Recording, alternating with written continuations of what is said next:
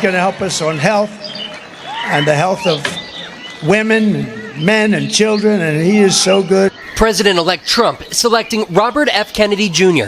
to be his next Secretary of Health and Human Services, writing, Americans have been crushed by the industrial food complex and drug companies who have engaged in deception, misinformation, and disinformation when it comes to public health. Kennedy is a former Democratic and independent presidential candidate who dropped out and endorsed Trump. You want an America president who's going to make our country healthy again. But he's faced criticism because of his history of vaccine skepticism, publicly espousing discredited assertions that vaccines cause autism. Vice President Harris slammed Trump for praising him. He has indicated that the person who would be in charge of health care for the American people is someone who has routinely promoted junk science and crazy conspiracy theories. Kennedy telling us last week that he would not block any vaccines. I'm not going to take away anybody's vaccines. I've never been anti-vaccine. You will not take any vaccine that is currently on the market.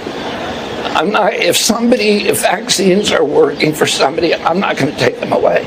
During the campaign, Kennedy also made headlines when he said that 15 years ago, doctors told him he had a parasitic worm in his brain that died. Kennedy is a critic of U.S. healthcare policy, who's advocated for big changes to food and drug regulation, writing last month, the FDA's war on public health is about to end, telling us he would eliminate parts of the FDA. The nutrition departments at FDA that have to go, that are not doing their job. They're not protecting our kids. And Vaughn, we understand Kennedy is now responding to his selection. Lester, just in the last few minutes, Kennedy writing in a statement that he's committed to making America healthy again, saying we, quote, have a generational opportunity to put an end to America's chronic disease epidemic.